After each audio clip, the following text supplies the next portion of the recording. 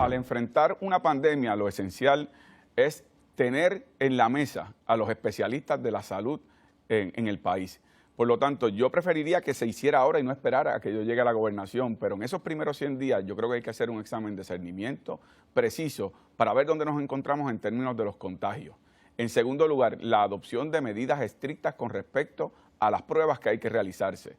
Número 3, una estructura de rastreo a nivel general del país. Se ha hecho por medio de algunos municipios que han sido exitosos, pero no ha sido de manera uniforme para mantener el rigor de controlar las conductas sociales en aquellos lugares donde esos contagios se han salido de control y poder entonces tener más control específico en los lugares donde más peligrosamente están aumentando los contagios. Número 3, hay que fortalecer las estructuras hospitalarias con los ventiladores necesarios y los recursos necesarios para los estímulos económicos a los profesionales de la salud y al mismo tiempo a los que tienen que ver con los hospitales. En tercer lugar, aunque no controlamos los aeropuertos y los puertos marítimos, es importante que sí se controle la oferta turística hasta que tengamos una garantía de que en los lugares donde son epicentros o de alto nivel de contagio no viajen personas hacia Puerto Rico, saliéndose de control como ocurrió aquí en el pasado. El problema en términos del balance económico fue que aunque el cierre inicial fue un paso correcto, fue insuficiente porque no adoptó estas medidas que yo te propongo. Y en ese sentido me parece que cuando se comenzó a abrir, se abrió más bien respondiendo a los intereses de los cabilderos de unos sectores económicos y no tomando en cuenta como punta de lanza el criterio clínico médico de control de pandemia, al mismo tiempo que se iban abriendo algunas actividades de manera escalonada en términos económicos. Ahora enfrentamos el peligro de que económicamente, si tuviéramos que retrotraernos a un cierre, entonces tendríamos un impacto de mayor cierre de negocios, de mayor empobrecimiento y de mayor crisis económica en Puerto Rico. Nos acompaña en esta ocasión el candidato a la gobernación por el Partido Independentista Puertorriqueño, licenciado Juan Dalmao. Muy buenas noches. Buenas noches, Mayra. Un placer estar con ustedes. Pasamos ahora con el doctor Víctor Ramos, presidente del Colegio de Médicos y Cirujanos de Puerto Rico. Licenciado, al igual que el colegio, usted favorece el Plan de Salud Universal. ¿Cómo lo va a financiar y lograr la aprobación del gobierno federal? Y eventualmente, ¿cómo se va a financiar la independencia? Finalmente, si favorece la colegiación compulsoria de las profesiones y oficios. Primeramente, comienzo con la última. No solamente la favorezco, sino que cuando se ha planteado la eliminación de la colegiación, la he combatido desde la legislatura como senador durante este cuatrenio y la defendí en el pasado en las posiciones públicas que he ocupado. Sobre el tema del seguro de salud universal, sí creo un sistema de salud universal que lo que está planteado en noviembre es quién va a gobernar Puerto Rico. Y a base de esa pregunta, más allá de lo que ocurre en la independencia, que será un proceso de descolonización que en mi programa está contenido en una asamblea de descolonización donde los puertorriqueños se van a expresar en varias etapas democráticamente sobre la fórmula de estatus que favorecen. En ese proceso se podrá entrar en detalles de cómo se van a sustituir en términos de transición esos fondos que se reciben para distintos programas en Puerto Rico. Pero en noviembre, el 3 de noviembre, está planteado quién va a dirigir los destinos de Puerto Rico. Y en ese esfuerzo, a base de mi programa de gobierno de Patria Nueva, yo contengo un plan específico de un proyecto de ley que ya se presentó en blanco y negro en la legislatura por Denis Márquez y este servidor para crear una corporación pública en donde esté separada del Departamento de Salud y del gobierno y de la política partidista, y que esa corporación pública, con representación en su junta de gobierno de los distintos componentes de la salud del país, sea el pagador principal y único ante los proveedores de servicios. Eso sacaría del medio a las aseguradoras privadas, que se mantendrían sí como seguros suplementarios de salud, pero el principal seguro sería la propuesta de seguro de salud universal, que se financiaría con los fondos estatales, federales y con las primas que pagan los patronos con respecto a los planes médicos de los empleados. Es algo lograble, en donde tantos médicos como también expertos de salud pública participaron en su diseño. Lo presenté en la legislatura, ni siquiera lo llevaron a vistas públicas, pero es mi compromiso articularlo de cara a un gobierno en donde yo esté en el liderato. Coincido con el Colegio de Médicos y Cirujanos que el camino a seguir es tratar la salud como un bien público, y esos 300.000 puertorriqueños que no tienen un plan médico porque no cualifican para el público y no pueden pagar uno privado, tengan una cobertura adecuada. La pregunta de la revista de Medicina y Salud Pública corresponde al doctor Alberto Santiago Cornier, nuestro editor y geneticista. Buenas noches, licenciado. Como usted sabe, el adelanto a nivel mundial por el reconocimiento de los derechos humanos y el acceso a los servicios de salud representan una nueva realidad clínica. Esto es particularmente cierto para los sectores LGBT, pacientes de salud mental, la población de deambulantes de nuestro país, los inmigrantes y las personas con desórdenes genéticos. Hemos todos sido testigos de la inequidad y el discrimen que existe para que reciban servicios de salud y atiendan sus necesidades. Puntualmente, ¿cuál es su plan para atender a estas poblaciones ante los retos que enfrentan para asegurar que reciban los servicios de salud que garanticen su bienestar como ciudadanos de Puerto Rico? Bueno, en primer lugar, en el programa de gobierno yo he planteado que la visión y función del gobierno tiene que darse en términos de ejecución en la protección y el respeto a los derechos humanos y la dignidad de cada puertorriqueño y cada puertorriqueña.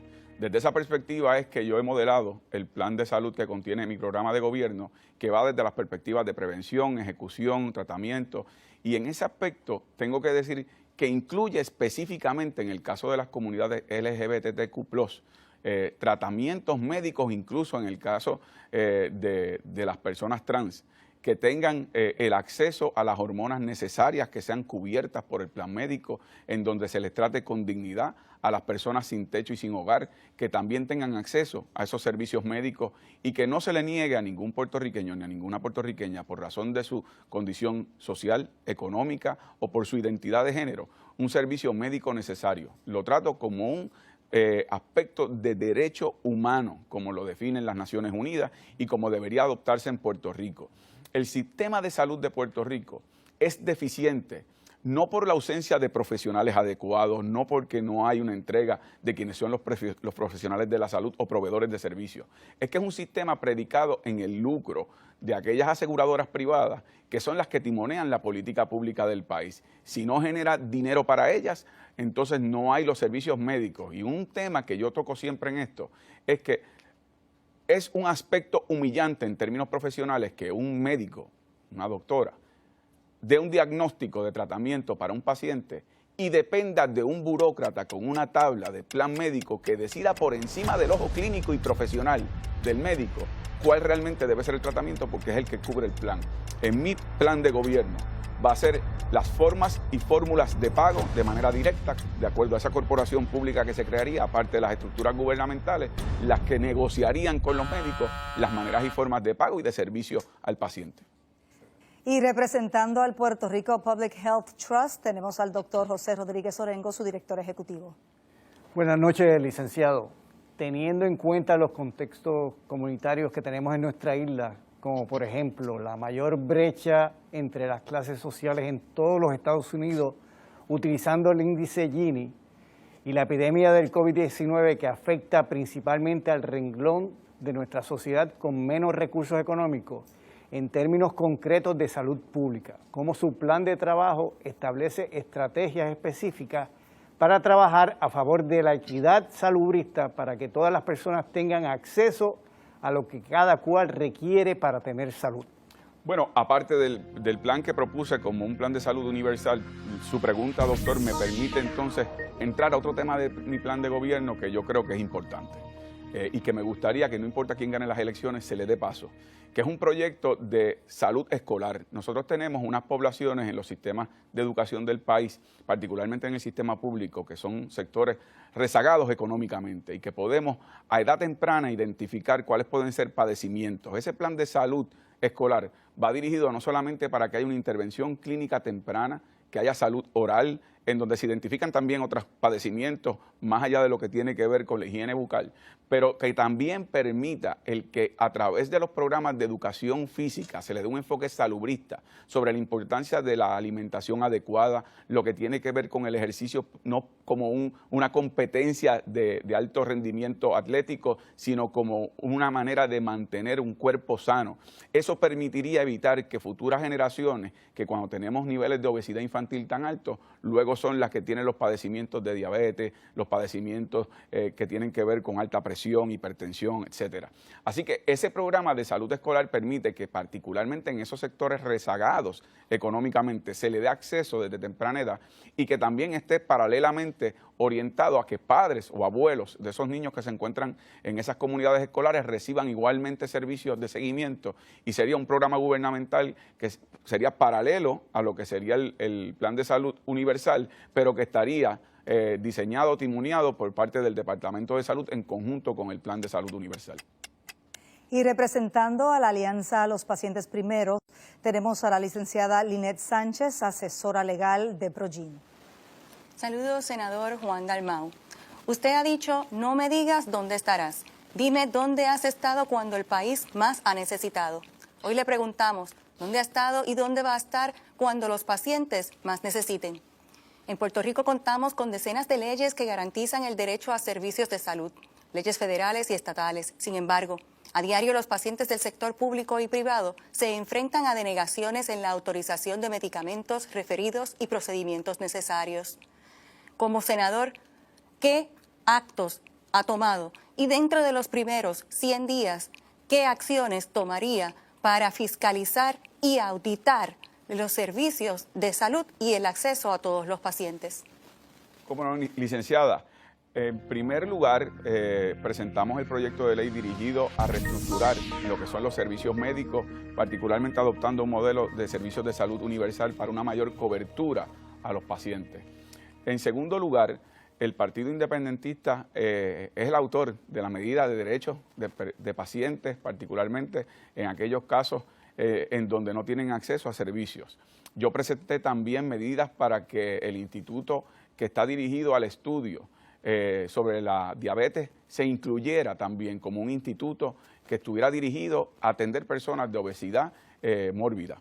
Además de eso, también estuve trabajando aspectos relacionados a estadísticas en los casos de los ginecólogos cuando realizan procedimientos que son pues, de cesáreas, para que haya un nivel de divulgación no penalizante para el médico, sí para promover el diálogo entre paciente y doctor. Es decir, durante este cuatrenio yo he trabajado mucho dirigido a ese enfoque del paciente, sin menospreciar o menoscabar lo que es la profesión médica en Puerto Rico, de las enfermeras, de lo que tiene que ver con los proveedores de servicios, pero buscando un balance entre lo que deben ser los derechos de los pacientes. Una de las experiencias que yo tuve, como ustedes saben, mi hijo fue paciente del Hospital Pediátrico en Puerto Rico, y como senador, una de las investigaciones que realizamos es que el Hospital Pediátrico, las aseguradoras privadas le tenían una deuda de 11 millones de dólares. Cobran a tiempo las aseguradoras, pero al momento de tener que responderle a los proveedores de servicios, no responden a tiempo. Y eso significa que son 11 millones de dólares menos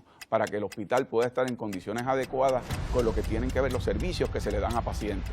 Así que ese historial durante este cuatrenio y en momentos anteriores ha sido en dedicación, sí, del derecho del paciente, sin que eso represente un menoscabo del nivel profesional que tienen que ejercer ya los facultativos, la clase médica y los proveedores de servicios. Gracias. Pasamos a la pregunta de la Sociedad de Enfermedades Infecciosas de Puerto Rico, a cargo de su presidente, el doctor Lemuel Martínez. Buenas noches, licenciado Dalmau. En su plan de trabajo, ¿contempla mantener el núcleo directivo del Departamento de Salud o hacer una transición prolongada para asegurar mantener los programas relacionados al COVID-19? Además, el cambiar el sistema actual de salud tomaría 1 o 2 años.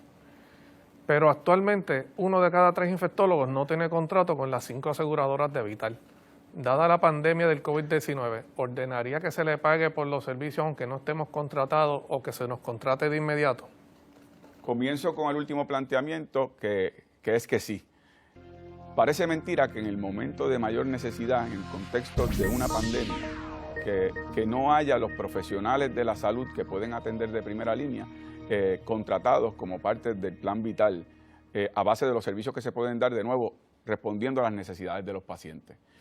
Una de las medidas legislativas que yo presenté, hablando ya del tema contractual, que es un tema que aquí no se ha discutido lo suficiente, es cómo las aseguradoras se les ha permitido, a base del comisionado de seguros y la legislación vigente, que puedan alterar unilateralmente las condiciones contractuales con los proveedores de servicios. Yo presenté legislación durante este cuatrenio para prohibir que eso ocurriera, que tenía que o expirar el contrato y haber una nueva negociación, o que se prohibiera por completo alterar ese contrato cuando no hubiese acuerdo entre las partes. Es decir, que no hubiese un control, lo que yo he llamado la tiranía de las aseguradoras privadas, que al final del camino son las que dirigen lo que es los servicios que se otorgan a través y los contratos que se otorgan a través del Plan Vital. Así que, en efecto, con respecto a lo que tiene que ver ya con la transición del Departamento de Salud, yo creo que el Departamento de Salud tiene que tener una revisión completa. Podrá tomar tal vez un año de acuerdo a lo que son las expectativas, pero ahora digo yo, el adagio chino es que un camino de 1000 pasos comienza con el primero. Hay que reformular el Departamento de Salud, y la pandemia demostró que nosotros no tenemos un Departamento de Salud. Por eso se tuvo que colocar en manos de un grupo que designó la gobernadora el timonear la política pública con respecto a lo que fue la respuesta del gobierno. Y eso no es malo, tener un equipo de médicos sólido y con experiencia. Lo que es malo es que se demostró que el Departamento de Salud durante la pandemia tuvo 3 secretarios de salud distintos. Es imposible que pudiera en esa estructura tener el liderato para responder a las necesidades clínicas y médicas del país. Y la última pregunta corresponde a la revista de Medicina y Salud Pública, y su editor, el geneticista Alberto Santiago Cornier, tiene la palabra. Licenciado, como usted sabe, la industria farmacéutica aporta aproximadamente $6,000 millones al fisco puertorriqueño. Recientemente, una delegación del gobierno federal hizo una evaluación satisfactoria del ecosistema de la manufactura farmacéutica y de equipo médico en Puerto Rico, confirmando que existe una gran oportunidad de crecimiento en este importante sector industrial en nuestra isla. ¿Qué iniciativas usted desarrollaría para garantizar que este proceso culmine positivamente y que en Puerto Rico también se le pueda dar oportunidades para competir a las industrias puertorriqueñas en el área de la salud? Yo creo que en eso hay un aspecto determinante que tiene que ver con un aspecto contributivo. Yo creo que en Puerto Rico debemos establecer una tasa contributiva de un 10% uniforme para toda corporación que tenga ingresos en Puerto Rico. Eso permitiría que sean más competitivas las puertorriqueñas porque se les reduce del 30 al 10, pero también pondría a pagar a aquellas que reciben decretos de exención de manera absoluta. Lo que tengamos de ingreso con lo que recaudemos de las que están exentas permite no solo recuperar la reducción de las puertorriqueñas y que las haga más competitivas, pero que al mismo tiempo le devolvamos mediante un fondo de desarrollo, le devolvamos a esas industrias farmacéuticas en particular beneficios no contributivos, que es lo que están haciendo en otros lugares del mundo y que son más competitivas. Eso significa beneficios no contributivos, es que se le den subsidios, por ejemplo, para la adopción de tecnología para el uso de energía renovable, que es un sistema mucho más estable, que es mucho más confiable y que saca a esas manufactureras de lo que es la red de la Autoridad de Energía Eléctrica, que es inestable y que no es confiable y que aumenta los costos operacionales de esas industrias. Igualmente lo que tiene que ver con adiestramiento de mano de obra, pues como parte de ese fondo se le da el subsidio para que puedan realizar ese tipo de adiestramiento. Igualmente financiamiento en tarifas especiales para la expansión de infraestructura de sus industrias. O sea, que haya maneras competitivas de que las industrias que quieran ubicarse en Puerto Rico lo hagan, pero que al mismo tiempo las puertorriqueñas en el área farmacéutica se puedan fortalecer y tengan más dinero para poder expandir sus operaciones, tener más empleados y por lo tanto mayor la productividad económica de capital que se queda en Puerto Rico y que tan necesario es. Es una industria importantísima que yo creo que el modelo 936 tenemos que ya superarlo y adoptar nuevos modelos que son más competitivos y son más atractivos en términos de las competencias a nivel global.